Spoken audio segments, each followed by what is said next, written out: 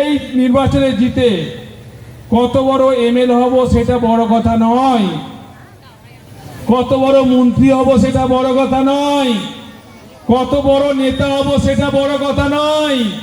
আমার সবচেয়ে বড় কথা হলো কি, আমি ফলতার ভূমিপুত্র।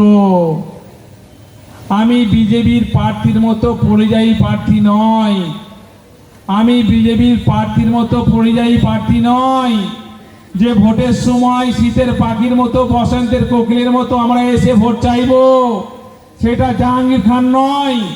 জাহাঙ্গীর খান ফলতার ভূমিপুত্র, ফলতার মাটিতে জন্মগ্রহণ করেছে, ফলতার হাওয়া বাতাসে বড় হয়েছে।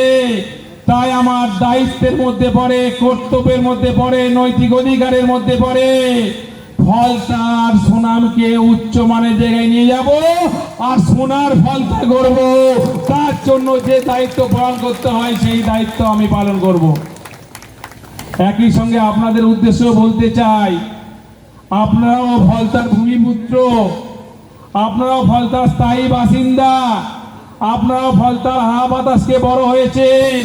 তাই আপনাদেরও দায়িত্বের মধ্যে পড়ে, কর্তব্যের মধ্যে পড়ে, নৈতিক অধিকারের মধ্যে পড়ে জাহাঙ্গীর খানের হাতটা শক্তিশালী করে আমরা সবাই একসঙ্গে কাঁধে কাঁধ মিলিয়ে ঐক্যবদ্ধ এ ভ্রাতৃত্বের বন্ধনের মাধ্যমে সবাই মিলে আমরা সোনার ফলতা গড়বই গড়বই গড়বই সেই প্রতিজ্ঞা করতে হবে। সেই প্রতিজ্ঞা করবো তো আমরা, সোনার ফলতা গড়বো তো, গড়বো তো। আজকে একটা ছোট্ট কথা বলে যাই, আমাদের জীবনের কাহিনীর কথা বলে যাই। আজকে যখন আমরা আজ থেকে 10 বছর আগে কি 12 বছর আগে কি 15 বছর আগে আমরা যখন কলকাতায় যেতাম, বড়বাজারে যেতাম, কি পার্কস্ট্রিট যেতাম, কি পাটসাগারে যেতাম, কি ধর্মতলা যেতাম, কোথাও গেলে কেউ যদি আমাদের পরিচয় জানতে চাইতো যে দাদা কি ভাই আপনার বাড়ি কোথায়, আমরা বলতাম আমাদের বাড়ি ফলতা। তারা শুনতো পলতা, ব্যারাকপুর পলতা, ফলতা নাম জানতো না। আমাদেরকে ভেঙে বলতে হতো PLTA ফলতা না, FALTA ফলতা, অর্থাৎ সেটা বলার পরেও জানতে পারতো না, বুঝতে পারতো না। তারপরে ভেঙে বলতে হতো যে ডায়মন্ডহারবারের নিয়ারেস্ট বিধানসভার বা ব্লকের নাম হলো ফলতা, তারপরে মানুষ একটু একটু জানতো। কিন্তু আজকে আমি গর্ববোধ করি, আজকে আমি গর্ববোধ করি, আপনারা গর্ববোধ করুন যে ফলতার নাম শুধু ফলতা বিধানসভার মধ্যে নয়, পশ্চিমবাংলার মধ্যে নয়, ভারতবর্ষের দিল্লির সংসদে আলোচনা হচ্ছে যে পশ্চিমবাংলায় ফলতা নামে একটা বিধানসভা আছে, অভিজিৎ গাঙ্গুলি সেকেন্ডে আলোচনা করছে। এর থেকে গর্ব আর কি হতে পারে? আমার MLA কি লাভ আছে, মন্ত্রী কি লাভ আছে? বড় লাভ যে আমি যেখানকার জন্মভূমি, আমি যে মাটিতে বড় হয়েছি সেই মাটির সুনাম উচ্চ মানের জায়গায় যাচ্ছে। সেই ফলতা সুনাম গোটা রাজ্য জুড়ে, ভারতবর্ষ জুড়ে হচ্ছে। এটাই তো বড় পাওনা, এটাই তো বড় চাওয়া, এটাই তো বড় পাওয়া। তাই আমরা সবাই মিলে এটা গর্ববোধ করি না? তাই আমি চাইছি যে 29 তারিখে সব ভোট জোড়াফুল চিহ্নে দিয়ে শুধু ভোটের বাক্সে প্রথম স্থান অধিকার করলে হবে না, শুধু ভোটের বাক্সে প্রথম স্থান অধিকার করলে হবে না, তার সঙ্গে সঙ্গে ফলতাকে আমরা সুস্থ রাখবো, ভালো রাখবো, শান্তি রাখবো, সুন্দর রাখবো আর উন্নয়ন থেকে উন্নয়নতর করবো। সর্বদিক থেকে আমাকে ফলতাকে এগিয়ে রাখতে হবে, তবেই আমরা সোনার ফলতা গড়তে পারবো, তবেই আমরা সোনার ফলতা গড়তে পারবো। সেই মানসিকতা নিয়ে, সেই চিন্তা ভাবনা নিয়ে, সেই বিবেক নিয়ে, সেই চেতনা নিয়ে আমাদের সবাইকে বাড়ি যেতে হবে। তাই আমরা আমাদের বিবেককে কি জাগ্রত করব? আমরা কি আমাদের মানসিকতাকে জাগ্রত করব? আমরা কি আমাদের চেতনাকে জাগৃতি করব?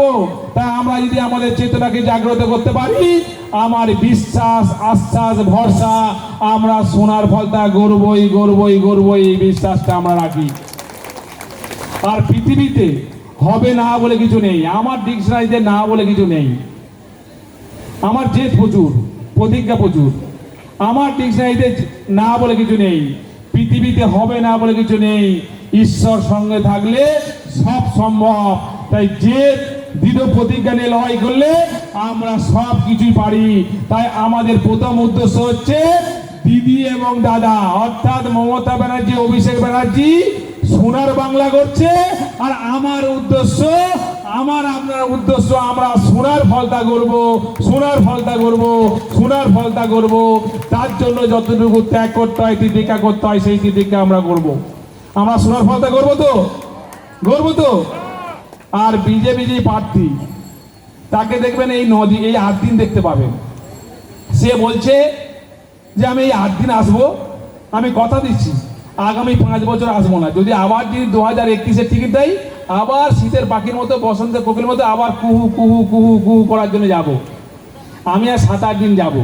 কিন্তু আমার একটা বড় ইচ্ছা, যেহেতু অতিথি এসছে, 7-8 দিনের জন্য এসছে, অতিথিকে অ্যাপয়েন্ট করা আমাদের দায়িত্বের মধ্যে পড়ে, কর্তব্যের মধ্যে পড়ে। তাই ফলতা রাজপথ থেকে টাটা বাই বাই করে যাচ্ছে, কেউ হাত নাড়ছে না। তাই আবার 10 মিনিট পরে আবার ডায়মন্ডে চলে যাচ্ছে।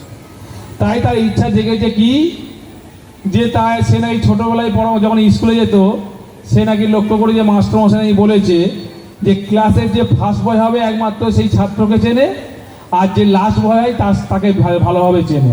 আর বাকি যারা মাঝখানে থাকে তাকে বেশি গুরুত্ব মানুষ দেয় না, বা বোঝে না, বা চেনে না।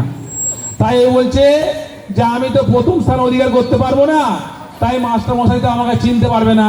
তাই আপনাদের কাছে আমার একটাই অনুরোধ, আমাকে এই রাজ্যের মধ্যে যতগুলো বিজেপি প্রার্থী হয়েছে সবার থেকে যেন আমি হারের দিক দিয়ে প্রথম স্থান অধিকার করি।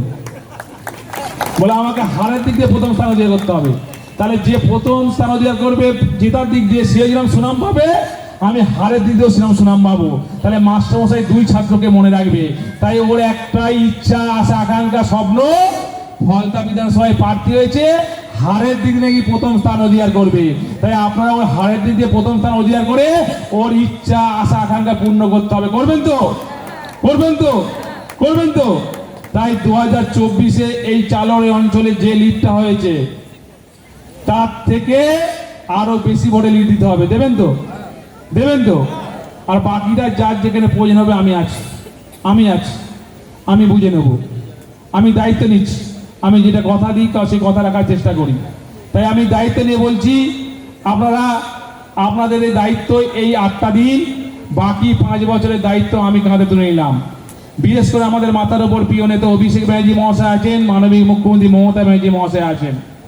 আমাদের প্রিয় নেতা অভিষেক ব্যানার্জির কথা বলতে গেলে আবার সারা রাত চলে যাবে। প্রায় 72,000 মানুষকে আমরা বার্ধক্য ভাতার ব্যবস্থা করেছি।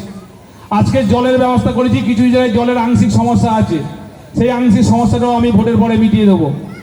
ভোটের পরে সেইটা মিটিয়ে দেবো। জলের সমস্যাগুলো যেখানে যা আছে সেটা আমি পূরণ করবই। বাকিটা আমি কথা দিচ্ছি, আমরা আমাদের নেতার সঙ্গে কথা বলে একটা আমার বড় আশা, ইচ্ছা, যে আমাদের ফলতায় একটা বৈদ্যুতিক চুল্লি হোক।